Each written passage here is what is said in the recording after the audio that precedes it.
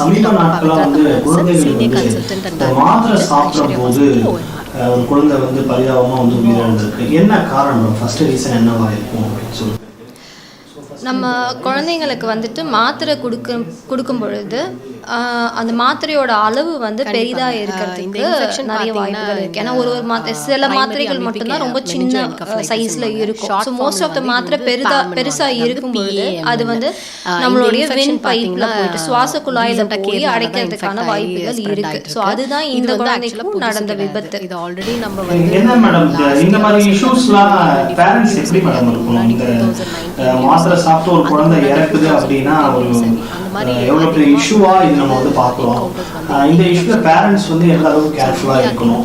மாத்திரை என்பது எந்த அளவுக்கு ஒரு குழந்தைக்கு முக்கியத்துவம், எந்த ஏஜ்ல இருந்து நம்ம டேப்லெட்ஸ் ஸ்டார்ட் பண்ணணும்? ஒரு அமீபா, அதாவது குழந்தைங்களுக்கு முடிந்தவரை மாத்திரைகள் கொடுப்பதை விட நம்ம சிரப், அதாவது லிக்விட் ஃபார்முலேஷன்ல கொடுத்தா ரொம்ப நல்லது. அது இல்லாம பாத்தீங்கன்னா சியூவபிள், அதாவது ஒரு சில மாத்திரைகள் கடித்து சாப்பிடுற மாதிரி நிறைய மாத்திரைகள் இப்போ வந்திருக்கு. ஸோ அந்த மாதிரி சியூவபிளா கொடுக்கலாம். இல்லைன்னா முடிந்தவரை பாத்தீங்கன்னா லிக்விட் ஃபார்முலேஷன்ஸ்ல இருக்கிற சிரப்பை கொடுத்தோம்னா ரொம்பவே நல்லது.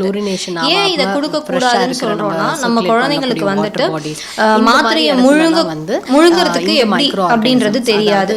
முக்கியமா 5 வயதுக்கு கீழே இருக்கிற குழந்தைங்களுக்கு மாத்திரையை எப்படி முழுங்கணும், இல்ல தண்ணியை ஃபர்ஸ்ட் குடிச்சிட்டு மாத்திரையை போடுறதா, இல்ல மாத்திரையை வச்சுட்டு தண்ணியை குடிக்கிறதா, இந்த மாதிரியான டவுட்ஸ், அந்த கோஆர்டினேஷன் முழுங்கிறதுக்கும் அதை ஃபாலோ பண்றதுக்கான கோஆர்டினேஷன் குழந்தைங்களுக்கு தெரியாது. பிளஸ் அந்த 5 வயதுக்கு கீழே இருக்கும்போது நம்ம சொன்னாலுமே அது புரியக்கூடிய தன்மை குழந்தைங்களுக்கு இருக்காது. ஸோ அதனால லிக்விட் ஃபார்முலேஷன்ஸ், அதாவது சிரப் மாதிரி ஃபார்முலேஷன்ஸ்ல போனா ரொம்பவும் நல்லது. அதாவது நமக்கு ஈரப்பதமான ரீசெண்டா ஒரு குழந்தை ஒரு உயிரோட இருக்கக்கூடிய வண்டு வாயில தூக்கி போட்டு தொண்டையில கடிச்சு இறந்துச்சுன்னு சொல்லி ஒரு செய்தியெல்லாம் இந்த மாதிரி விஷயங்கள்லாம் குழந்தைங்க எந்த அளவுக்கு கேர்ஃபுல்லா இருக்கணும், அதுக்கு பேரண்ட்ஸ்லாம் என்ன பண்ணணும்? ஈஸியாவே மல்டிப்ளை இந்த வண்டு இது பண்ணி போறது அகெயின் அது நம்மளுக்கு சுவாச குழாயில போச்சா, இல்ல நம்மளுக்கு ஃபுட் பைப்ல போச்சா, இல்ல என்னன்றது நம்மளுக்கு தெரியாது. ஸோ அகெயின் அதே தான், சோக்கிங்கான ரிஸ்க் ரொம்ப ஜாஸ்தி. அதே மாதிரி நம்ம அதை போடும் பொழுதோ சரி, சாப்பிடும் பொழுதும் சரி, இல்ல மாத்திரையை முழுங்கும் பொழுதும் சரி, எது வாயில வச்சுட்டு இருக்கும் போது சிரிக்கிறது, பேசுறது, நம்ம ஓடிக்கிட்டே சில குழந்தைங்களை ஓட விட்டு வாயில வச்சுட்டு ஓட விட்டு சாப்பாடு கொடுத்து முழுங்க சொல்லுவாங்க. ஸோ இந்த மாதிரியான இதெல்லாம் இல்லாம ஒரு இடத்துல உட்கார வச்சு குழந்தைங்களுக்கு மென்னு முழுங்குறது எப்படி அப்படின்றத தெளிவா நம்ம சொல்லணும். சொல்லி பேரண்ட்ஸ் சொல்லி கொடுத்தோம்னா அவங்களுக்கு ஒரு ஏஜ் போக போக அவங்களுக்கு அது புரிஞ்சுக்கிற தன்மையும், நல்லா சூ பண்ணி முழுங்குறதுக்கான தன்மையும் புரியறது இது வரும் பொழுது அவங்க அதை நிறைவா பண்ணுவாங்க. அதாவது ஒரு வீக்கம் உண்டாகும். மூளையில வீக்கம் வரும்போது ஆட்டோமேட்டிக்கா உங்களுக்கு இதை தழுப்பா ஜுரம் வருது, நாசியா, அதாவது தலைவலி, ஹாலுசினேஷன், கோமா கூட ஆகி இந்த கோமானால வரதுக்கான சான்சஸ் ரொம்பவே இதுல இருக்குன்றதுனால வேக்சினேஷன் இப்போ நம்ம இன்னொரு இருக்கிற காலகட்டத்துல நிறைய இன்ஃபெக்ஷன்ஸ் ஒரு சீசனுக்கும் ஒரு வகையான இன்ஃபெக்ஷன்ஸ் ரொம்பவே அதிகமா வந்துட்டு இருக்கு. இப்போ பாத்தீங்கன்னா டெங்கு சீசன் மைல்டா அப்படியே ஸ்டார்ட் ஆயிட்டு இருக்குது. அதை தாண்டி ஃப்ளூ சீசன் இப்ப நிறையவே ஒரு சில குழந்தைங்கள்லாம் ஐசியூலயே ஒரு சளினால ஐசியூல அட்மிட் ஆகி இந்த ஃப்ளூனால பிரீதிங் டிஃபிகல்ட்டியோட ஆக்சிஜன் வைக்கிற அளவுக்கு சீரியஸ் ஆகுறாங்க. அதுவே அதே குழந்தைக்கு நம்ம வேக்சினேஷன், ஃப்ளூ வேக்சினேஷனோ இந்த மாதிரி ஒரு டிசீஸ்க்கும் நம்மளுக்கு நிறைய வேக்சினேஷன்ஸ் இப்ப எல்லாத்துக்குமே ஆல்மோஸ்ட் வந்துட்டு இருக்குது.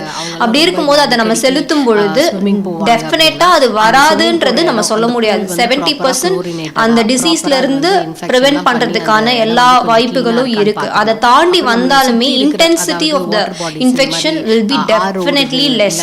ஸோ ஒரு குழந்தை ஐசியூக்கு போகுதுன்னா அது வார்ட்லயே அட்மிட் பண்ணி அனுப்புறதுக்கான வாய்ப்புகள் வேக்சினேட் பண்ண குழந்தைங்களுக்கு கண்டிப்பா இருக்கும். ஸோ எல்லாருமே வேக்சினேட் பண்ணிக்கிறது ரொம்பவே நல்லது. இம்யூனிட்டி கம்மியா இருக்குது, அதாவது அவங்களோட தடுப்பு சக்தி ரொம்ப கம்மியாக இருக்கும்போது அவங்களுக்கு ப்ராப்பராக முடிஞ்ச அளவுக்கு இந்த இப்போல்லாம் நிறைய வந்து இந்த நோஸ் கிளிப்ஸ்ன்னு கிடைக்குது, அதாவது நோஸ்குள்ளே தண்ணி படிக்கும் அந்த மாதிரி கிளிப்ஸ் ஏதாச்சும் போட்டுக்கிட்டோம்னா நம்ம அந்த தண்ணி உள்ள ஏதோ நமக்கு நோஸ் வழியாக போய் நமக்கு இன்ஃபெக்ஷன் வராதபடி சில பாதுகாப்பு ப்ராப்ளம் எடுத்துக்கணும். இன்னொரு விஷயம், சப்போஸ் குழந்தைங்களுக்கு வந்துட்டு மாத்திரை கொடுக்கும்பொழுது அந்த மாத்திரையோட அளவு வந்து பெரிதா இருக்கிறதுக்கு நிறைய வாய்ப்புகள் இருக்கு. ஏன்னா ஒரு சில மாத்திரைகள் மட்டும்தான் ரொம்ப சின்ன சைஸ்ல இருக்கும். ஸோ மோஸ்ட் ஆஃப் த மாத்திரை பெருசா இருக்கும் பொழுது அது வந்து நம்மளுடைய வின் பைப்ல போய் சுவாச குழாயில போய் அடைக்கிறதுக்கான வாய்ப்புகள் இருக்கு. ஸோ அதுதான் இந்த குழந்தைக்கும் நடந்த விபத்து.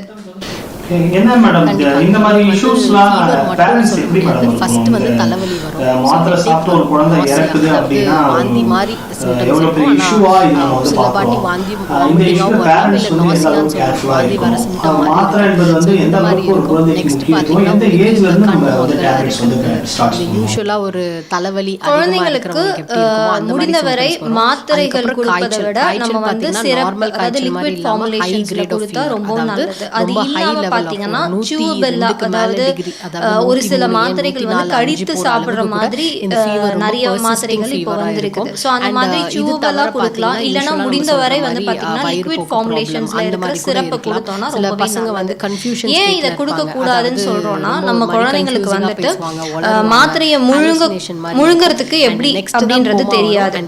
முக்கியமா வந்து 5 வயதுக்கு கீழே இருக்கிற குழந்தைங்களுக்கு மாத்திரையை எப்படி முழுங்கணும், இல்லை தண்ணியை ஃபஸ்ட்டு குடிச்சிட்டு மாத்திரையை போடுறதா, இல்லை மாத்திரையை வச்சுட்டு தண்ணியை குடிக்கிறதா, இந்த மாதிரியான டவுட்ஸு, அந்த கோஆர்டினேஷன் முழுங்கிறதுக்கும் அதை சால்வ் பண்ணுறதுக்கான கோஆர்டினேஷன் வந்து குழந்தைங்களுக்கு தெரியாது. ப்ளஸ் அந்த 5 வயதுக்கு கீழே இருக்கும்போது நம்ம சொன்னாலுமே அது புரியக்கூடிய தன்மை வந்து குழந்தைங்களுக்கு இருக்காது. ஸோ அதனால லிக்விட் ஃபார்முலேஷன்ஸ் அதாவது சிரப் மாதிரி ஃபார்முலேஷன்ஸ்ல போனால் ரொம்பவும் நல்லது. நமக்கு மேடம் இப்போ ரீசெண்டா வந்து ஒரு குழந்தை ஒரு உயிரோட இருக்கக்கூடிய வண்டை வந்து வாயில தூக்கி போட்டு தொண்டையில கடிச்சு இறந்துச்சுன்னு சொல்லி ஒரு செய்தியெல்லாம் நம்மளால பார்க்க முடியுது. இந்த மாதிரி விஷயங்கள்லாம் குழந்தைங்க எந்த அளவுக்கு கேர்ஃபுல்லா இருக்கணும், அதுக்கு பேரண்ட்ஸ்லாம் என்ன பண்ணணும் அப்படின்னு அதன்படி இந்த வண்டு வந்து இது பண்ணி போறது அகெயின் அது வந்துட்டு நம்மளுக்கு சுவாச குழாயில போச்சா, இல்ல நம்மளுக்கு வந்துட்டு நம்மளுக்கு ஃபுட் பைப்ல போச்சா, இல்ல என்னன்றது நம்மளுக்கு தெரியாது. ஸோ அகெயின் அதே தான் சோக்கிங்கான ரிஸ்க் ரொம்ப ஜாஸ்தி. அதே மாதிரி